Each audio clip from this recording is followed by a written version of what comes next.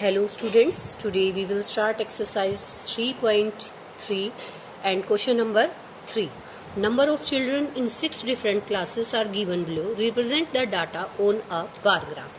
देखो ये क्लासेस दी गई हैं, ये नंबर ऑफ चिल्ड्रंस दिए गए हैं भाई। 5th क्लास में 135 है, 6th में 120 है, 7th में 95। इस तरह से ये डाटा आपको क्लासेस का दिया गया है। तो इसका आपको ग्राफ बनाना है, बार ग्राफ, और साथ में ये जो क्वेश्चंस हैं इनके आपको बार ग्राफ के अकॉर्डिंग आंसर्स देने हैं। तो सबसे पहले हम आते हैं बार ग्राफ पे। अब देखिए इसके लिए मैंने इस तरीके से जो है ये लाइन ड्रॉ की है एक, ठीक है, एक इस तरीके से। तो आप देखेंगे जो पर्टिकुलर चीज है, जो इंडिविजुअल चीज है वो क्या है कि वो क्लास है। जैसे 5th क्लास है तो वो 5th क्लास है, 6th क्लास है वो 6th क्लास है। बार ग्राफ के अंदर ऐसे ही होता है हमारे पास कि जैसे इंडिविजुअल जो चीज होती है उसको हम इधर लेते हैं, और जो ये डाटा नंबर ऑफ स्टूडेंट्स वो चीज हम यहाँ ले लेते हैं। देखो नंबर ऑफ चिल्ड्रंस ये मैंने यहाँ ले लिया, ये 5th क्लास मैंने लिया। अब देखो 5th क्लास में कितने बच्चे हैं, 135। तो आप देखेंगे 135 जो है आपका वो कहाँ जाएगा, 135। तो 5th क्लास में आपके 135 स्टूडेंट्स हैं। तो 5th क्लास का 135, ये देखो आप एक चीज और ऑब्जर्व करना, जैसे 0 से 20 या फिर 20 to 40, मैंने 20 का गैप लिया है, और बीच में इसके देखो ये बॉक्सेस कितने हैं आप काउंट करके देखना, 1 2 3 4 5 6 7 8 9 10, मतलब ये बॉक्सेस हैं।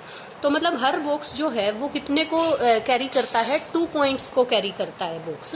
तो 135 आपको देखना है। आप देख सकते हैं, देखो 140 और 120 के बीच में आपका बिल्कुल बीच में मिड में यहाँ पे क्या आएगा, आपका 130 आएगा। और 130 और 140 के बिल्कुल मिड में जो है आप देखेंगे 1 2 3, यहाँ बिल्कुल मिड में आपका 135 आएगा। तो आपको 5th क्लास के जो स्टूडेंट्स हैं वो कहाँ तक, इस लाइन तक जो है आप लेके जाइए, इस लाइन तक आप लेके जाइए, बिल्कुल ऐसे सीधी लाइन, ठीक है। देखो यहाँ तक मैं ले आई हूँ, इसको भी इस तरीके से जो है यहाँ तक लेके जाएंगे, और ये मैंने 135 का जो है आपका बना दिया है, यहाँ पे कैरी करेगा। तो आप ये देख लेना कि कहाँ तक जाएगा, ये काउंट करके बॉक्सेस को तभी हमने जाना है।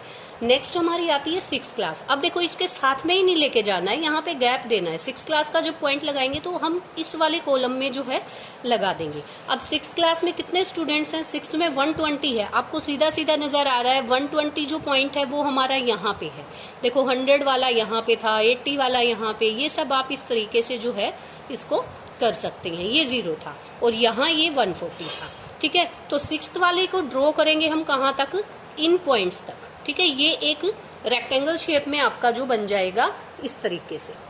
ये इस तरीके से मैंने जो है कितने का बना दिया, 120 का आपको बना दिया। इसी तरीके से आप नेक्स्ट जो है क्लास आएगी आपकी 7th क्लास, तो यहाँ आप ले लीजिए 7th को। मैंने ये इस तरीके से लिखा क्योंकि बॉक्सेस में उसको या तो आप इसके अंदर लिख दो, 5th 6th बॉक्स के अंदर लिख सकते हो अगर पूरा नंबरिंग में लिखना चाहो, या फिर इस तरीके से भी आप कर सकते हो। जैसे बहुत बड़ा कोई ऐसी कोई चीज है वो आ नहीं रही है यहाँ पे, तो आप इन बॉक्सेस के अंदर उसको मेंशन कर सकते हो, ठीक है। अब नेक्स्ट 7th क्लास जो है उसमें हमारा कहाँ तक जा रहा है, 95 तक। 95, अब देखो 90 कहाँ है आपका, देखो 90 जो है वो किधर आएगा, ये 80 है आपका, और इसके बाद ये 100 है। तो इसके बिल्कुल बीच में आपका जो है 90 आ जाएगा, देखिए।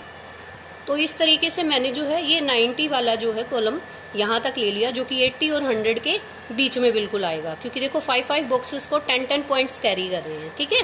तो इस तरीके से हम इसको बनाएंगे। नेक्स्ट हमारा 8th क्लास में 100 है, तो 100 आप देख सकते हो पूरा एक्यूरेट, ये 8th क्लास है, ठीक है। यहाँ पे मैंने 8th क्लास ले लिया, 100 तक मैं जाऊंगी तो ये वाला जो पॉइंट है यहाँ छोटे छोटे डॉट लगा लेती हूँ, और फिर ये रेक्टेंगल शेप में।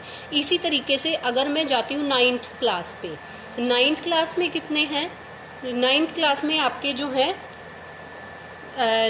कितने हैं 9th क्लास में, यहाँ पे 9th वाला हम ले लेंगे। देखो ये 9th वाला हमने ले लिया, फिर इसका एक छोड़ के हम 10th वाला ले लेंगे, ठीक है। तो 10th वाले में हमारे कितने हैं, 80 हैं, जो कि बहुत इजीली जा सकते हैं। और ये 95 था हमारा, 7th वाला जो है 95 था, 90 नहीं था ये। तो 95 थोड़ा सा ऊपर तक जाएगा भाई, देखो सॉरी टू से ये यहाँ तक जाएगा इसके बीच में, ठीक है। यहाँ तक लेके जाओ इसको, ये नहीं, क्योंकि ये 90 नहीं है, मैंने ये 90 ले लिया, तो आप देख लेना इसको 95 ले लेना, ठीक है। 90 तो क्योंकि 9th वाला है, 95 था 7th का, तो 95 तक ले जाएं इसको। ये देखिए, ये मैंने देखो ये 95 का बना लिया है 7th में। फिर 8th में जो है मेरा कहाँ तक गया है, ये देखिए 8th में 100 था और 9th में कितना था 90, तो मैंने 80 और 100 के बीच में ले लिया इसको। और 10th में कितना है, 10th में 80 है, तो ये भी इजीली देखो यहाँ से ऐसे देख लिया करो, ठीक है। तो ये हमारा ग्राफ बनके रेडी हो गया है। आप चाहो तो बॉक्सेस के अंदर 5th, 6th, 7th, 8th इस तरीके से लिख सकते हैं।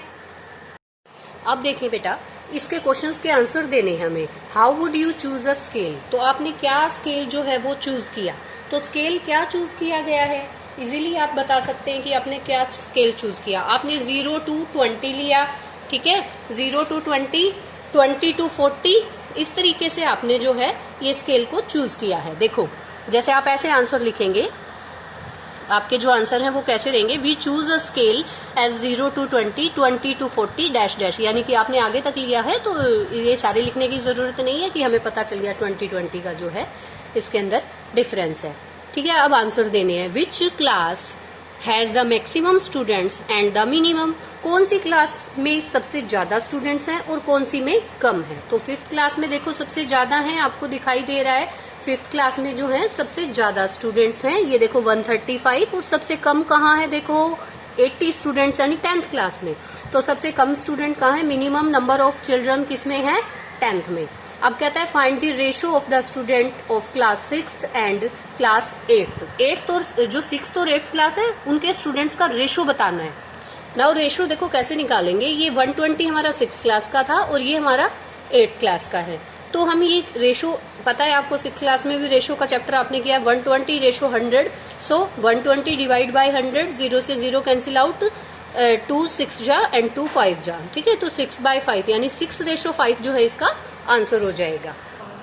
Now come to question number 4, the performance of student in first and second term is given, draw a double bar graph, choosing appropriate scale and answer the following. देखो first term में बच्चे के इंग्लिश में इतने, हिंदी में इतने, maths में marks जो है, साइंस के मार्क्स हैं, एसएस के मार्क्स हैं, ठीक है। फिर सेकंड टर्म के मार्क्स हैं ये सारे।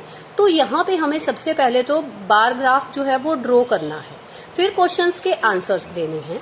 तो बार ग्राफ ड्रॉ करेंगे तो इसमें हमारे पास डबल बार ग्राफ जो है बनेगा। डबल बार ग्राफ के लिए हमें क्या करना होगा, देखिए किस तरीके से हम करेंगे। ये देखो सबसे पहले हमें जैसे फर्स्ट टर्म का जो बनाएंगे हम वो ऐसे शेडिंग में बना लेंगे और सेकंड टर्म के जो मार्क्स होंगे वो इस तरह से रेक्टेंगल में।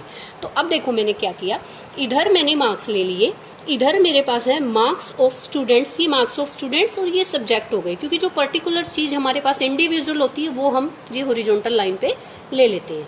अब देखो इंग्लिश वाला मैंने यहाँ से यहाँ तक ही लिया है और इसको 2 पार्टीशन में कर दिया क्योंकि डबल बार ग्राफ बन रहा है।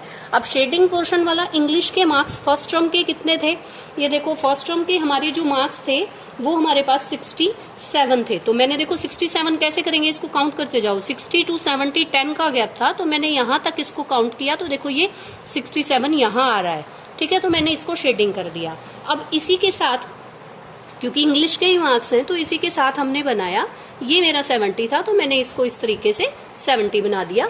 पहले ये फर्स्ट टर्म वाला बनाओ और फिर ये सेकंड टर्म वाला, साथ साथ इंग्लिश का कॉलम कंप्लीट करो। फिर हम हिंदी वाले कॉलम पे जो है आ जाएंगे। हिंदी वाले कॉलम पे देखो क्या किया, हिंदी में हमारे फर्स्ट टर्म के 72 थे, 72 पे मैं लेके गई, जैसे 1 2 70 से आगे 1 2 मैंने काउंट किया और यहाँ से लेके यहाँ तक मेरा 72 जो है बन गया, इसको मैंने शेडिंग कर दिया।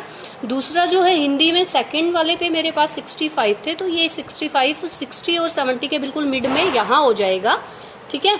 तो ये इस तरीके से। अब मैथ्स में देखिए, मैथ्स में 88 थे उसके फर्स्ट टर्म के मार्क्स और सेकंड के 95, तो 88 यहाँ रहेगा और 95 जो है 100 और 90 के बीच में आ जाएगा। तो इस तरीके से मैंने इसको शेडिंग में कर दिया और इसको ऐसे कर दिया, ठीक है। साइंस में देखेंगे तो 81 यानी 80 से एक बॉक्स ऊपर ले लो, ये 81 वाला हो गया और 85 मीन्स 85 जो है यहाँ तक चला जाएगा 80 और 90 के बीच में। अब एसएस का देखते हैं, एसएस सोशल स्टडीज का, सोशल साइंस का जो है वो 73 था, तो 70 से आगे 3 ले लो और पॉइंट आगे, तो इसको शेडिंग कर दिया। नेक्स्ट हमारा 75 था, तो 75 जो है हमारा वो कहाँ पर जाएगा, 75 हमारा जाएगा सेकंड टर्म में ये हमारा चला जाएगा कहाँ पे, 75 मीन्स हमारा कहाँ जा रहा है, दोनों के बीच में इधर, तो इसको यहाँ तक मैच कराओ, ठीक है। 75 है, इसको यहाँ तक मैच करा दीजिए। ये देखो ये बन गया 75, ठीक है। इस तरीके से ये, तो देखो इस तरीके से हमारा जो एसएस का है वो 73 पे यहाँ तक गया और 75 पे इस तरीके से यहाँ तक। तो ये हमारा डबल बार ग्राफ जो है बनके रेडी हो चुका है। Now come two questions part, in which subject has the child improve the performance the most. देखो अब ये कहता है किस सब्जेक्ट में चाइल्ड ने जो है बहुत ज्यादा प्रोग्रेस की है। तो 67 से 70 पे गया था, हिंदी में 3 नंबर की प्रोग्रेस थी। 72 थे लेकिन यहाँ पे प्रोग्रेस नहीं है, वो बल्कि कम मार्क्स लेके आया है।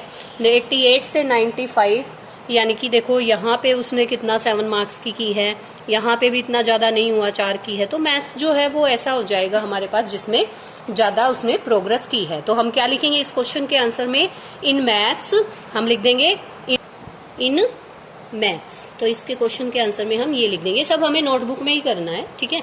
In which subject is the improvement the list, भाई कौन से सब्जेक्ट में इम्प्रूवमेंट कम है। तो देखो तुमने ये कंपेयर किया कौन से में कितना इम्प्रूवमेंट उसने किया है। तो सबसे कम जो इम्प्रूवमेंट है सोशल साइंस में किया है, देखो 73 से 75 यानी 2 मार्क्स का ही उसने किया। तो क्या लिखेंगे, in SS T social study में।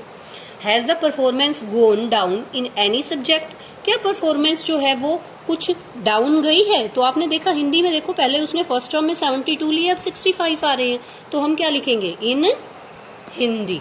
क्या लिखेंगे, इन हिंदी। Thank you.